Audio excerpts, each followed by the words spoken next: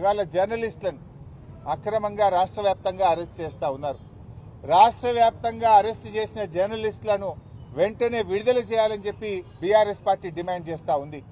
ఈ జర్నలిస్టుల అక్రమ అరెస్ట్ ను బీఆర్ఎస్ పార్టీ తీవ్రంగా ఖండిస్తా ఉంది. నువ్వేం చెప్పినావు రేవంత్ రెడ్డి? 6 గ్యారంటీలతో పాటు 7వ గ్యారంటీ ప్రజాస్వామ్య హక్కు, ధర్నా చేసే హక్కు మేము కల్పిస్తామని చెప్పినావు. ఇవాళ జర్నలిస్టులు కనీసం బండి దిగి గేట్ కాడికి పోకముందే అరెస్ట్ చేస్తున్నావు.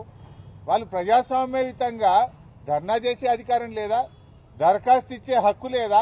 మరి నువ్వు ఆ రోజు నీ మేనిఫెస్టోలో మొదటి పేరాలోనే చెప్పినావు, ప్రశ్నించే హక్కు, ప్రజాస్వామ్య హక్కు 7వ గ్యారంటీగా ఇస్తున్నా అని చెప్పినావు. ఇవాళ రాష్ట్ర వ్యాప్తంగా జర్నలిస్టుల గొంతు కోసినావు. అందరినీ కోసినావు. ఇవాళ రైతుల్ని కోసినావు, కార్మికుల్ని కోసినావు, విద్యార్థుల్ని గొంతు కోసినావు, నిరుద్యోగుల గొంతు కోసినావు. లాస్ట్కు ప్రజాస్వామ్యంలో 4వ పిల్లర్ అయినటువంటి జర్నలిస్టుల గొంతు కూడా కోసినావు కదా. ఇవాళ కేసీఆర్ గారు ఉన్నప్పుడు 26,000 అక్రిడేషన్ కార్డులు ఇచ్చారు. జర్నలిస్టుల కోసం 100 కోట్ల రూపాయల కార్పస్ ఫండ్ను ఏర్పాటు చేశారు. కరోనా వస్తే జర్నలిస్టులను కాపాడుకున్నారు. జిల్లాల్లో జర్నలిస్టులకు ఇండ్ల స్థలాలు ఇచ్చింది బీఆర్ఎస్ ప్రభుత్వం. రేవంత్ రెడ్డి వచ్చిన తర్వాత ఆ రోజేమో గొప్ప గొప్పగా చెప్పిండు, గవర్నమెంట్లకు వస్తే చాలు, ఓడదాటేదాకా ఓడమల్లప్ప, ఓడదాటినాక బోడమల్లప్ప.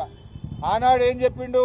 మేము అధికారంలోకి వస్తే జర్నలిస్టులకు ఇండ్లు కట్టిస్తాం, ఇండ్ల స్థలాలు ఇస్తాం, యూట్యూబ్ వాళ్ళకి ఇస్తాం, సోషల్ మీడియాకి ఇస్తాం, ఇంకా అక్రిడేషన్ కార్డులు పెంచుతా అన్నాడు. ఇవాళ ఏం చేసిండు? 26,000 మందికి కేసీఆర్ గారు అక్రిడేషన్ కార్డులు ఇస్తే 10,000కు తగ్గించారు. డెస్కుల్లో పనిచేసే వాళ్ళకి అక్రిడేషన్ కార్డే లేదంటున్నాడు. సోషల్ మీడియా వాళ్ళని పట్టుకొని వీళ్ళంతా టెర్రరిస్టులు, సోషల్ మీడియా యాక్టివిస్టులను కట్టడి చేయండి అంటున్నాడు. వాళ్ళ మీద కేసులు పెట్టి జైళ్లలో వేస్తున్నాడు. సోషల్ మీడియా యాక్టివిస్టులను అవమానపరిచే విధంగా రేవంత్ రెడ్డి మాట్లాడుతూ ఉన్నాడు. ఉగ్రవాదులతో పోలుస్తా ఉన్నాడు. ఇంత దుర్మార్గమా? నువ్వు అక్రిడేషన్ కార్డులు పెంచుతానని 26,000కి 10,000 ఎట్లా చేస్తావు? నీ అన్యాయాన్ని దరఖాస్తు పెట్టడానికో ప్రశ్నించడానికి వస్తే అక్రమంగా అరెస్ట్ చేస్తావా? ఈ అరెస్టులను ఖండిస్తున్నాం. తక్షణమే వాళ్ళని విడుదల చేయాలని డిమాండ్ చేస్తున్నాం. 26,000 అక్రిడేషన్ కార్డులను పునరుద్ధరించాలని చెప్పి బీఆర్ఎస్ పార్టీ పక్షాన డిమాండ్ చేస్తున్నాం.